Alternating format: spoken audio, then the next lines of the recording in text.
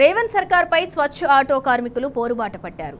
Cyberabad municipal corporation కార్యాలయం ముందు ధర్నా నిర్వహించారు. మున్సిపల్ కమిషనర్ రాష్ట్ర ప్రభుత్వానికి వ్యతిరేకంగా నినాదాలు చేశారు. ప్రైవేట్ ఏజెన్సీలకు చెత్త సేకరణ అప్పగించొద్దని డిమాండ్ చేశారు. ఇక ఇదే అంశంపై పూర్తి సమాచారం మా ప్రతినిధి కిరణ్ అందిస్తారు. చెత్త సేకరణకు సంబంధించినటువంటి స్వచ్ఛ ఆటో కార్మికులంతా సైబరాబాద్ మున్సిపల్ కార్పొరేషన్ ముందు ఆందోళన చేపట్టారు. ప్రధానంగా ప్రైవేట్ ఏజెన్సీలకు చెత్త సేకరణ ఇవ్వడంతో పాటు జీతాలు కూడా సక్రమంగా ఇవ్వట్లేదు. పూర్తి స్థాయిలో ఎక్కడికక్కడ సమస్యల వలయంలో చిక్కుకున్నాం, తమ బతుకులు కూడా రోడ్డు మీద పడ్డాయంటూ కూడా పెద్ద ఎత్తున స్వచ్ఛ ఆటో కార్మికులు సైబరాబాద్ మున్సిపల్ కార్యాలయం ముందు బైఠాయించినటువంటి సిచ్యువేషన్ మనకు కనిపిస్తుంది.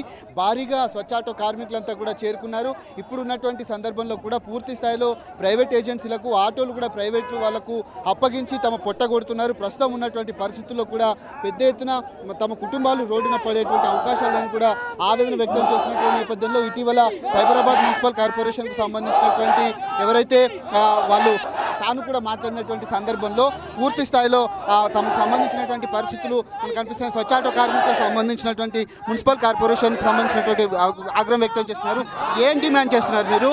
పూర్తిగా ఎక్కడ మీకు ఇబ్బంది అవుతుంది? ఏంటి మీ డిమాండ్? ఏంటి? డిమాండ్ ఏం లేదు. గతం నుంచి 35-40 సంవత్సరాల నుంచి వృక్ష లాక్కుంటా 3 చక్రాల వాహనం ఎట్లా లాగినామో ఆ విధంగానే ఉండాలి. ఒక్కప్పుడు మా కరోనా వచ్చినప్పుడు దాదాపు 15 మంది కార్మికులు చనిపోయారు. అప్పుడు రాలేదు గవర్నమెంట్, రామ్కి రాలేదు.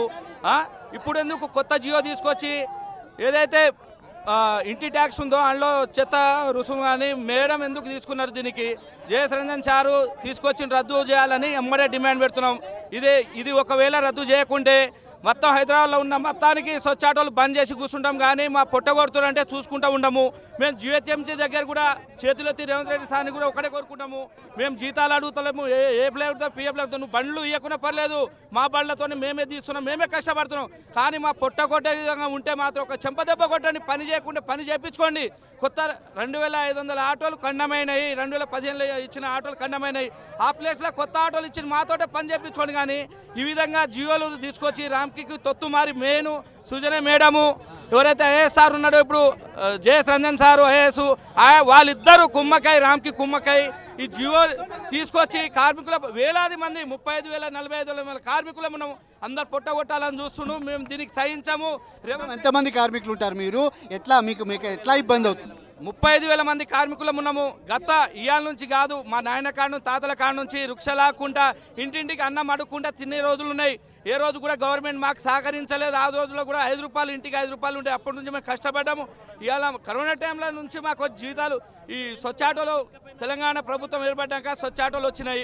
అప్పటి నుంచి మాకు ఇంటికి 100 రూపాయలు 150 రూపాయలు ఇస్తారు. దానికి బతుకుతున్నాం. లేదు మా వాళ్ళు కొంతమంది ఏమైనా డిమాండ్ చేస్తారంటే ఒక జియో చేయండి, 150 100 రూపాయలు తీసుకోండి, మీరే పని చేసుకోండి అంటే ఉండాలి. కానీ కార్మికులకు అందరినీ 35,000 మంది కార్మికులకు పొట్టగొట్టాలని చూస్తే మాత్రం రామ్కి కింద మేము పని చేయాలంటే మాత్రం సహించాము. మేము సావడైనా సిద్ధము, పురుగుల మందు ఆగినా చేస్తాం. కానీ దీనికి మాత్రం జియో రద్దు చేసే వరకు మాత్రం మేము మా కొనసాగుతూనే ఉంటుంది. మెయిన్ మేడమే మొత్తం సుజన మేడం చేస్తుంది. కాబట్టి సుజన మేడంకి ఇక్కడ నుంచి అమ్మ మేము దాదాపు 35,000 మంది కార్మికులమ్మను ఒక్క విషయము నువ్వు నీ ఒక సొంత ఆలోచన తీసుకొని రామ్కిలకు తొత్తుగా మారి కార్మికుల పొట్టగొట్టాలంటే మాత్రం సహించము. ఇప్పటికిప్పుడు అనుకొని వచ్చిన పబ్లిక్ ఇది ఖాళీ ఇక్కడ ఎంఎంసీఓలో వచ్చిన వాళ్ళే మొత్తం గ్రేటర్ హైదరాబాద్ వస్తే మాత్రం మామూలుగా ఉండే మేడం మొత్తానికి బంద్ చేస్తే మాత్రం నీ పేరే ఫస్ట్ వస్తుంది. మేము ఎవరైనా సచ్చినా కానీ నీ పేరు మీదనే చేస్తాం మేడం. ఎందుకంటే జియోని అమలు చేసింది కూడా నువ్వే కాబట్టి తక్షణమే నువ్వు రద్దు చేస్తే బాగుంటుందమ్మా, నీకు చేతులెత్తి మొక్కుతున్నాము. మీరేం డిమాండ్ చేస్తారు? ప్రస్తుతం ఎట్లాంటి ఇబ్బందులు ఎదురవుతున్నాయి, మీరు ఏం చెప్తారు? మా డిమాండ్స్ ఒకటే, మా స్వచ్ఛాట కార్మికులు యథావిధిగా ఏ విధంగా అయితే 50 రూపాయలు 100 రూపాయలు తీసుకుంటున్నారో అదే విధంగా బతారు. రామ్కి కింద బానిసలాగా బతకలేము. మేము గ్రేటర్ హైదరాబాద్లో 35,000 మంది కార్మికులు ఉన్నారు. మా డిమాండ్కు కానీ ఒప్పుకోకుంటే హైదరాబాద్లో చెత్త ఆపేయడం జరుగుతుంది. మొత్తంలో పెద్ద మొత్తంలోనే ధర్నా చేయడం జరుగుతుంది. దగ్గర 30 సంవత్సరాల నుంచి పనిచేసే కార్మికుల పొట్టగొడుతూ మాకు పొట్టగొట్టే విధంగా చేస్తే మాత్రము ఏడికైనా పోరాటం చేస్తాను తప్ప హైదరాబాద్లో ఉండే కార్మికులందరూ కూడా ఏకదాటిగా ఉన్నాము. నాకు ఇచ్చిన కేసీఆర్ గారు తెలంగాణ ప్రభుత్వంలో ఇచ్చిన స్వచ్ఛ ఆటోలకు జీవన ఉపాధి కింద డ్రైవర్ కమ్ ఓనర్ కింద ఇచ్చిరు బతుకమ్మని చెప్తే ఈరోజు కాంగ్రెస్ ప్రభుత్వం వచ్చి మా పుట్టగొట్టే విధంగా చేస్తున్నారు.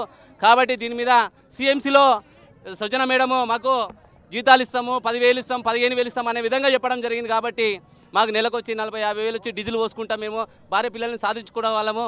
18,000 ఇస్తే మేము ఎట్లా బతకాలి, ఏం చేయాలి, మాకు ఏ విధంగా అయితే ఉందో ఆ విధంగానే ఉండాలి తప్ప మాకు జీతాలు బీతాలు వద్దనేసి డిమాండ్ చేయడం జరుగుతుంది. ఏంది మీ డిమాండ్ ఏమి? ఒకటే ముఖ్యమైన పాయింట్ అడుగుతున్న సుజన్ మేడం గారిని డైరెక్ట్గా, మీరు ఏదైతే ఒక ప్రైవేట్ కంపెనీ కోట్లు సంపాదించే విధంగా వారి మీద ఎంత ఇంట్రెస్ట్ పెడతారో ఒక్కసారి ఇక్కడ ఉన్న కార్మికులు అందరం కూడా చూడాలి. ఇంతమంది కార్మికులు కడుపు కొట్టి ఒక ప్రైవేట్ వ్యవస్థకి మీరు దోచిపెట్టాల్సినంత అవసరం మీకు ఏమొచ్చేదని ఒకటే సూటిగా డిమాండ్ చేస్తున్నాం. ఎక్కడ కూడా ఒక కార్మికులతో కానీ కార్మిక లీడర్తో కానీ మీరు చర్చలు జరుపుకోకున్నట్టుగా మీ ఇష్టానుసారంగా మీరు ఒక పేపర్ స్టేట్మెంట్ ఇవ్వాలి. ఈరోజు కార్మికులు అందరూ భయంగా ఉంటాయి, కొంతమంది చనిపోవడానికి కూడా సిద్ధంగా ఉన్నారు, వాళ్ళు దీని మీద ఆధారపడి బతుకుతా ఉన్నారు. అలాంటి కార్మికులు మీరు ఎలా ప్రైవేట్ కంపెనీకి అమ్మాలని చూస్తున్నారని ఈ విధంగా మేము డిమాండ్ చేస్తూ ఉన్నాం. తక్షణమే మీరు ఇచ్చిన పేపర్ స్టేట్మెంట్ తీసుకోవాలి. యథావిధిగా మా కార్మికులు ఎన్ని సంవత్సరాలు ఎట్లా చేస్తున్నారో అదే విధంగా చేసే విధంగా ఉపాధి కల్పించాలని సుజన్ మేడం డిమాండ్ చేస్తూ ఉన్నాం.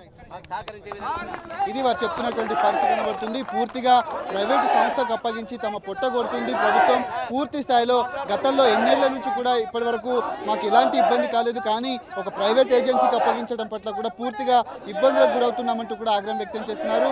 కేవలం తమకు నెలకు 34,000 చెత్త సేకరణ ద్వారా మేము తీసుకుంటున్నాం, కానీ కేవలం ఒక 15-16 వేల రూపాయల జీతంతో ఏ విధంగా తమ కుటుంబాన్ని పోషించుకోవాలంటూ కూడా వీళ్ళు డిమాండ్ చేస్తున్నారు.